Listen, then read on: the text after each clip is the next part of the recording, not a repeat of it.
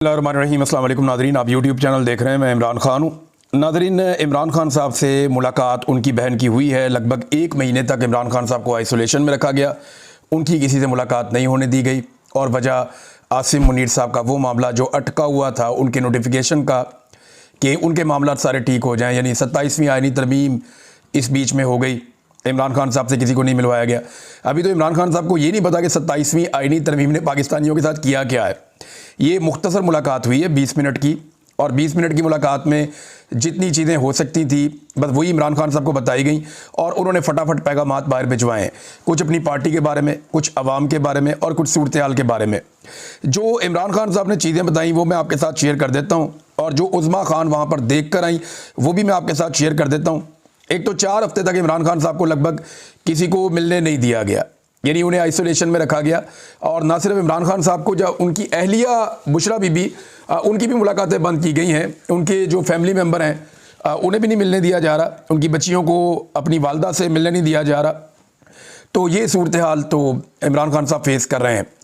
अब ये मुलाकात हुई तो इमरान खान साहब ने जो जेल में अपनी बहन उज़्मा खान को बताया, उन्होंने बाहर आके जो चीज़ें बताई वो मैं पहले आपके सामने रखता हूँ, क्योंकि तफसील से जो चीज़ें हैं वो बाद में जब वो कहीं बैठेंगी तसल्ली से तो वो एक एक करके पॉइंट लिखवाएंगी, तो कोई चीज़ें बाद अगर जहन में नहीं होती वो भी वो बताएंगी।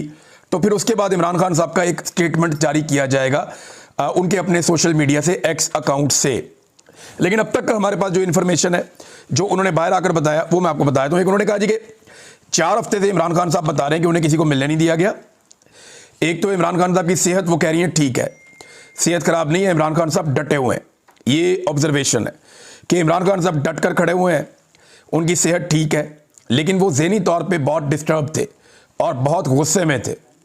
ये पहली मरतबा इमरान खान साहब की किसी बहन ने बाहर आकर इस तरह बात की है कि इमरान खान साहब बहुत गुस्से में। और इमरान खान साहब ने कहा कि हमें मेंटल टॉर्चर किया जा रहा है। फिर इमरान खान ने यह बताया कि मेंटल टॉर्चर जो है वो फिजिकल टॉर्चर से भी बुरा है। अब ये मैं आपको बताऊं कि वाकई में ये बात ठीक है।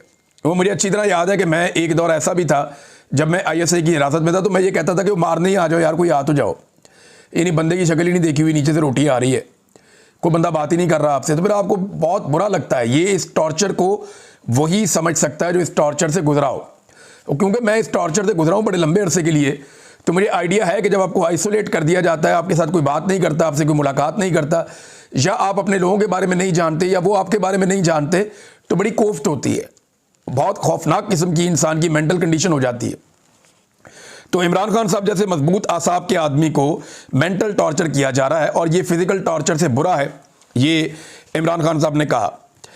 अच्छा, अब इमरान खान साहब ने जो बात आसिम मुनीर साहब के बारे में कही और इस सारे टॉर्चर के बारे में कही, एक तो जब उन्हें बताया गया कि नौरीन जो इमरान खान साहब की बहन है उनको जब मारा गया, ये जब इमरान खान साहब को पता चला तो वो बहुत डिस्टर्ब हो गए। लेकिन कोई भी भाई होगा जब उसे पता चलेगा कि उसकी बहन को, वो उसे मिलने के लिए आई और बाहर वो सड़क पे मौजूद थी और उसको वहाँ पे पकड़ के घसीटा गया, उसके ऊपर वहाँ पे टॉर्चर किया गया, जब वो ऐसी सूरत हाल पता चलेगी किसी भी भाई को तो वो डिस्टर्ब हो जाएगा।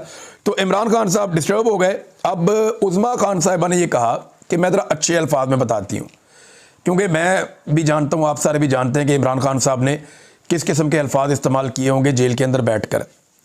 लेकिन उन्होंने कहा जी मैं ज़रा अच्छे अल्फाज में बता देती हूँ वो बात जो इमरान खान साहब ने कही है। उन्होंने कहा जी ये जो भी हो रहा है ये आसिम मुनीर करवा रहा है, ये ज़हनी मरीज़ है और इस घटिया लेवल तक आसिम मुनीर ही उतर सकता है, ये इमरान खान साहब ने कहा। फिर उन्होंने कहा देखें ना आप नौरीन खानम की आप उम्र देखें कि वो एक उम्र रसीदा खातून है और बड़ी जेंटल सी खातून है, वो तो किसी को कुछ कहती भी नहीं है और ज़्यादा एग्रेसिव भी नहीं है, कोई ऐसी बात भी नहीं करती। तो फिर क्यों उनके ऊपर इस किस्म का टॉर्चर किया गया? इमरान खान साहब को इस बात पे बहुत गुस्सा था। ना सिर्फ ये बल्कि इमरान खान साहब ने इस मौका पर यास्मीन राशिद साहिबा का जिक्र किया कि देखें खातून होने के बावजूद उनके साथ ये रिजीम क्या कर रहा है। बुशरा बीबी को भी अपने बच्चों से नहीं मिलने दिया जा रहा और ये सारा कुछ आसिम मुनीर की हदायत पर हो रहा है। ये सारा कुछ बताते हुए इमरान खान साहब बहुत गुस्से में थे। उन्होंने बताया मेरे साथ भी जो कुछ हो रहा है या मुझे जो एक मेंटल टॉर्चर किया जा रहा है ये आसिम मुनीर की हदायत पे किया जा रहा है और इसके पीछे वही है। फिर अपनी पार्टी के लिए इमरान खान साहब ने कुछ हदायत दी हैं। एक तो इमरान खान साहब ने कहा कि जो इलेक्शन बार्स के हो रहे हैं इसमें हामिद खान और सलमान अकरम राजा ये दोनों मिलकर फैसला करेंगे। सलमान अकरम राजा साहब का मतलब ये है कि फिर वो जो इंतज़ार हुसैन पंजू था या बाकी सारी पार्टी की जो लॉयर्स का पूरा एक सेटअप है वो, और हामिद खान साहब, ये मिलकर फैसला करेंगे और ये उम्मीदवार मुंतखब करेंगे। जिस उम्मीदवार को हामिद खान साहब और सलमान अकरम राजा साहब फाइनल कर लेंगे, पीटीआई उन्हीं उम्मीदवारों को सपोर्ट करेगी और जो यही कहेंगे वो हतमी फैसला होगा और इनके ही चुने हुए उम्मीदवारों को पाकिस्तान तहरीक-ए इंसाफ की सपोर्ट मिलेगी और पाकिस्तान तहरीक इंसाफ उन्हीं के लिए वोट मांगेगी। फिर इमरान खान साहब ने कहा कि अल्लामा राजा नासिर अब्बास और महमूद अचकज़ई, इन दोनों की मैं बहुत रिस्पेक्ट करता हूँ, मेरे दिल में इनके लिए बहुत इज्जत है। और इमरान खान साहब ने हैरत का इजहार किया, परेशानी का भी, कि अभी तक इन्हें क्यों नहीं अपोजिशन लीडर बनाया गया। फिर इमरान खान साहब ने अपनी पार्टी के लिए हिदायत जारी की कि आप इस बात को यकीनी बनाएं, एहतजाज करें, जोर लगाएं कि कुछ भी हो इनका नोटिफिकेशन जारी करवाएं। मुझे हैरत है कि अभी तक नोटिफिकेशन क्यों जारी नहीं हुआ अचकज़ई को कौमी असम्बली का, जबकि अल्लामा राजा नासिर अब्बास साहब को सेनेट का अपोजिशन लीडर बनाया जाए। साथ ही उन्होंने कहा जी तहरीक की जिम्मेदारी अचकज़ई साहब की है। उसकी वजह यह है कि पाकिस्तान तहरीक इंसाफ जैसे ही कोई एक्टिविटी करती है तो पूरा निज़ाम हाथ धोकर उनके पीछे पड़ जाता है, लिहाजा इस मामले में अचकज़ई साहब जो हैं उनको रिस्पॉन्सिबिलिटी दी गई है, वो तहरीक के हवाले से मामला आगे बढ़ाएंगे। एक और इमरान खान साहब ने जो बड़ा फैसला किया वो ये किया कि शाहिद खटक को एक बड़ी जिम्मेदारी दे दी है इमरान खान साहब ने, और शाहिद खटक को पार्लिमानी लीडर मुकर्रर किया है पाकिस्तान तहरीक इंसाफ की जानिब से अपोजिशन का कौमी असम्बली में। तो शाहिद खटक एक बड़ा जिम्मेदार आदमी है और शाहिद खटक ने बड़ी ज़बरदस्त अपोजिशन की है हर जगह पे, इमरान खान साहब के साथ बड़ी वफादारी निभाई भी है। मैंने जिन लोगों को देखा कि जिन्होंने बड़ा जोर लगाया आईनी तरमीम को रोकने के लिए, बल्कि एमएनएस को ले जाके अपने घरों में रखा, उनका बड़ा ख्याल रखा, उनकी फैमिलीज़ का ख्याल रखा और हत्तुल इम्कान कोशिश की आखिरी वक्त तक कि 26वीं आईनी तरमीम को रोका जा सके। 27वीं के लिए तो इन्होंने फिर अपने वोट पूरे कर लिए ना, तो उसमें जिस आदमी ने उस दौर में सबसे ज़्यादा जोर लगाया उन चंद लोगों में एक नाम शाहिद खटक का भी है।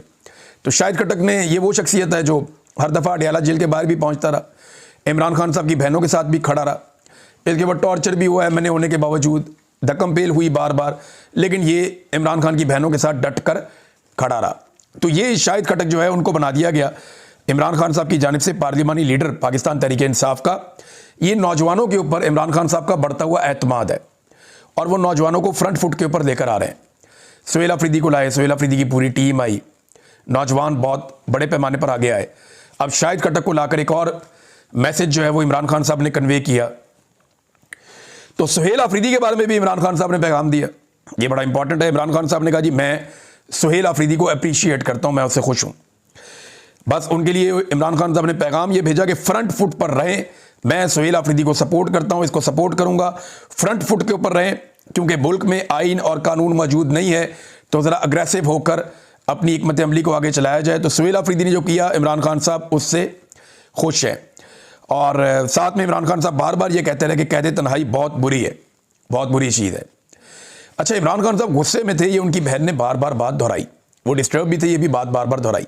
उसके बाद जो बाहर लोग मौजूद थे ना वो भी गुस्से में आ गए, इन्होंने जाके स्वाबी इंटरचेंज के ऊपर आग लगा के रास्ता बंद कर दिया और बाहर बहुत नारेबाजी भी हुई। यानी अडयाला जेल में अगर आप ये देखें कि उस्मा खानम की मुलाकात ऐसे ही होगी तो ये ऐसे ही नहीं हुई।